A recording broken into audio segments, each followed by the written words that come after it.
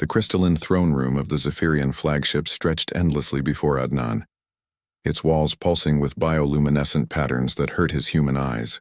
Queen Vextha loomed above him, her 6 arms gracefully folded, each finger ending in talons that could slice through titanium. Her compound eyes reflected 1,000 versions of his defiant stance. Human. Her voice resonated through translation implants that made his skull ache. Your species has proven adequate in our trials. As per the covenant of worthiness, you may select one of your offspring to join the royal consciousness. Choose wisely. This honor has never been granted to a lesser species.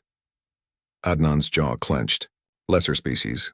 3 months ago, humanity had been on the brink of extinction when the Zephyrian armada arrived. Their ultimatum was simple: prove your worth through combat trials or face obliteration. Somehow, impossibly, a handful of humans had succeeded where countless other civilizations had failed.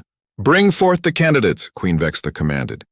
The chamber doors dilated, and a procession of human children entered, escorted by Zephyrian guards whose exoskeletons clicked rhythmically against the biometallic floor. Adnan's heart lurched as he saw them, Earth's supposed finest specimens chosen by a council of survivors based on intelligence scores, physical capabilities, and genetic markers. At the front walked Marcus Chen, the prodigy who had memorized quantum equations before his 10th birthday.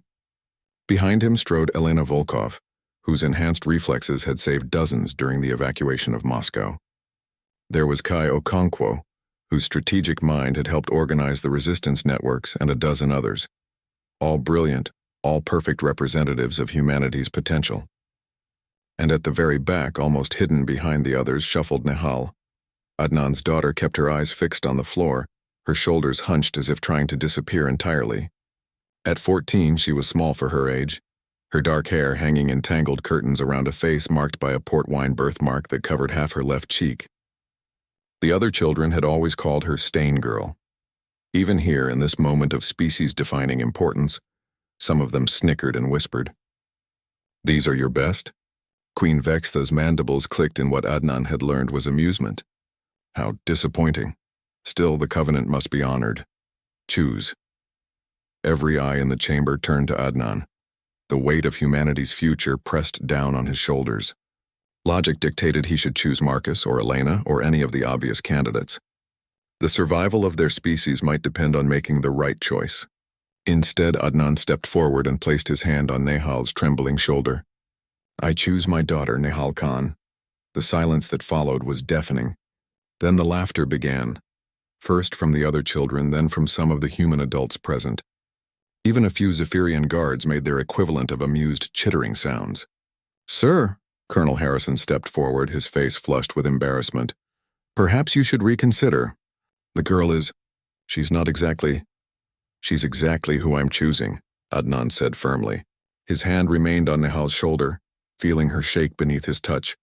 Queen Vextha's massive form leaned forward, her compound eyes fixating on the pair, curious. Explain your selection, human. This child appears to be among your weakest specimens. Adnan felt Nehal flinch at the words, but he squeezed her shoulder gently. Your Majesty, you've observed our species for months. You've seen our warriors, our scientists, our leaders, but you've missed the most important thing about humanity. Enlighten us. Our strength isn't in our perfection. It's in how we lift up those others would abandon. Adnan's voice grew stronger. This girl has been mocked and dismissed her entire life. Not because she lacks ability, but because she doesn't fit their narrow definitions of worth. Yet she's shown more courage than any of these perfect candidates. The laughter died away. Queen Vextha's head tilted in a gesture of curiosity. During the siege of New Delhi, Adnan continued, when the evacuation shuttles were overloaded and people were being left behind, it was Nehal who gave up her seat to an elderly woman she'd never met. When the other children in the shelters were hoarding food, she shared her rations with younger kids, even when it meant going hungry herself. He turned to face his daughter, lifting her chin gently so she met his eyes. She reads to the blind refugees. She sits with the dying when no one else will. She finds beauty in broken things and hope in hopeless situations. If you want to understand what makes humanity special, you don't look at our strongest, you look at how our strongest treat our weakest. Nehal's eyes filled with tears. But for the first time in years, she stood straighter. Queen Vextha rose from her throne, her towering form descending the biomechanical steps with fluid grace.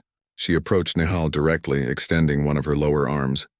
A scanning beam emanated from her palm, playing over the girl's form. "Fascinating," the queen murmured. "Her neural patterns are unique. Not the raw computational power of the others, but something far more complex. Empathy networks that exceed our measurements. Pattern recognition focused not on data, but on emotional truth. And..." She paused, her mandibles clicking rapidly. "Courage. Pure crystallized courage born from pain transformed into purpose." The queen straightened, addressing the assembled crowd. "The Zephyrian Empire has conquered 1,000 worlds.